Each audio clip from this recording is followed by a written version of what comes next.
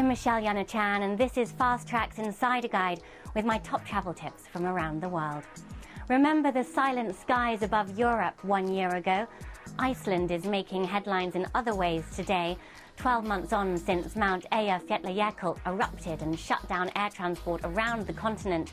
The new Harpa Reykjavik concert hall is opening, which will become the home of the Iceland Symphony Orchestra and the Icelandic Opera.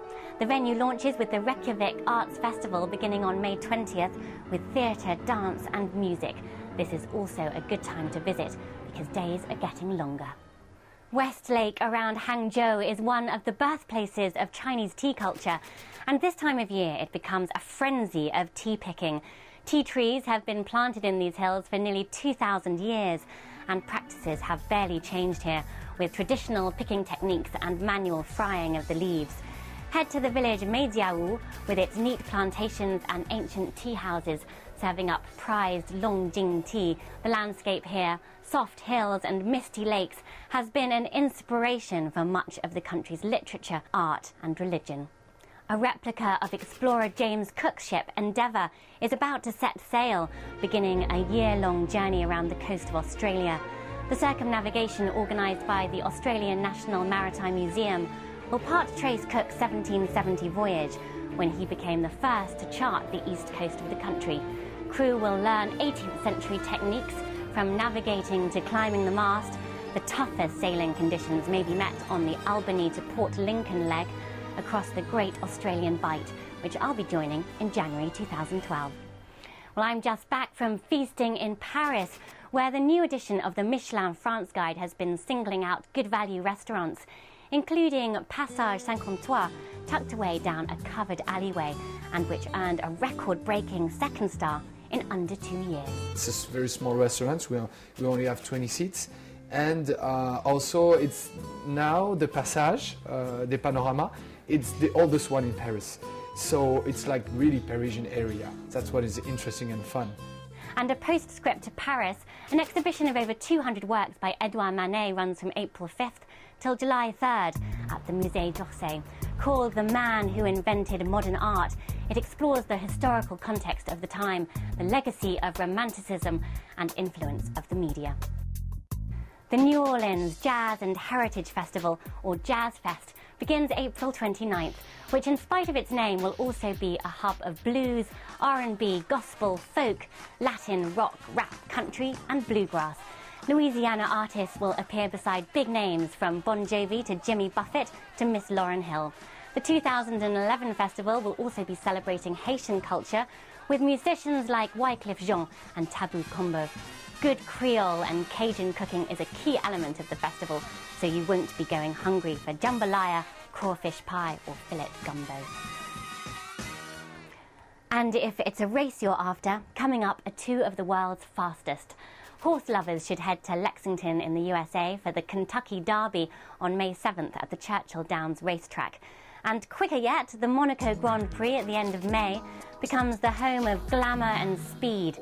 But there are more modest spots too in this tiny principality, like the outdoor public pool, Stade Nautique Rainier III in the middle of the harbour, the Princess Grace Rose Garden open sunrise to sunset, Larvotto Beach, or a walk along the coastal path, Sentier de Douanière.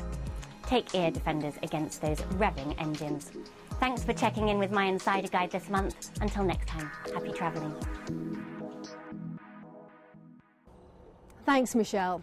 Now, if you're involved in wildlife conservation, you usually find it's an uphill battle trying to prevent outsiders from encroaching on the natural habitats you're trying to save.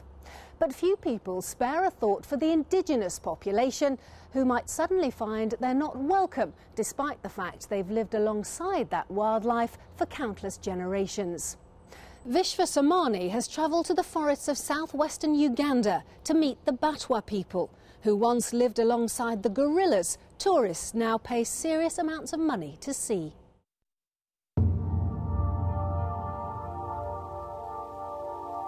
This lush landscape is one of the only places in the world to spot a rare mountain gorilla. Tourists venture from all over to see them, but they're not the only native inhabitants here threatened with extinction.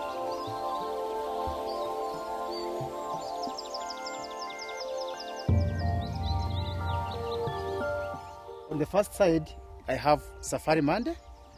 He's Stephanie Barahirwa. This is the team I want to go with. They are going to guide us through the abattoir, experience in the forest, everything I used to do, and the present life they have now.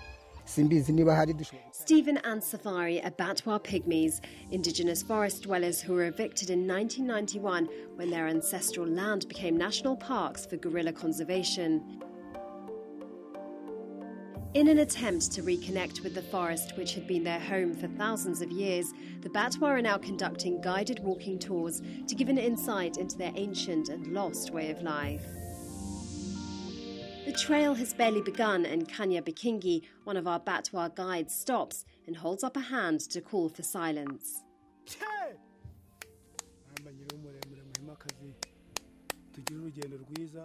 Our translator Lucky later explains that he's chanting to the god of the forest, an ancient Batwa tradition. The leader would lead the prayers. After the prayers, the group would get ready to go and do the activities. For safety purposes, it asks God to protect them.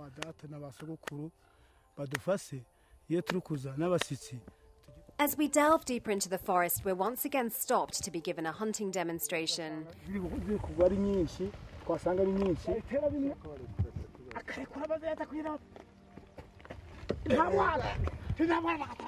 And just as things are starting to get a bit uncanny, Batwa Kanya Bikingi launches into a display of the ways in which he used to chase bees to gather wild honey.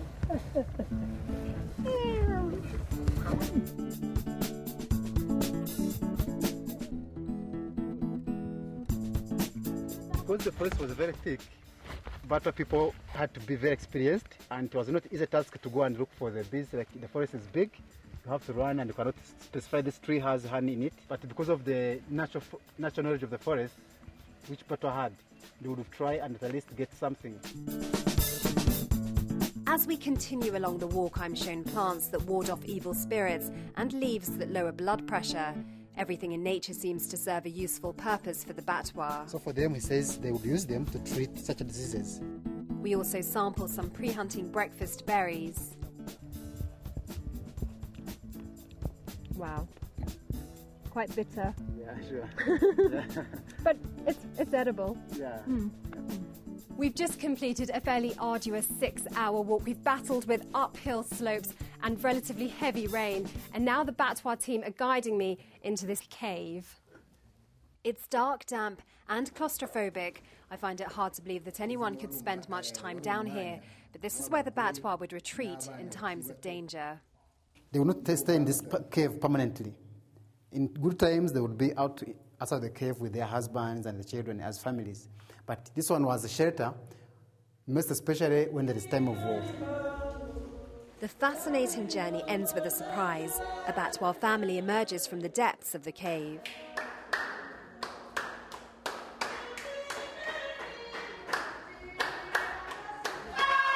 The Batwa have become used to watching tourists buy $500 permits to visit gorillas in the forest that was once theirs. Nowadays, they live largely as landless squatters on the outskirts of the forest.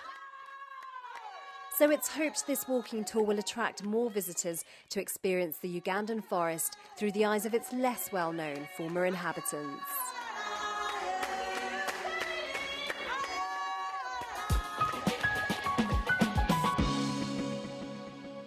Well, that's all we've got time for this week. Do try and join us again next week. Please reach the gates of the single building.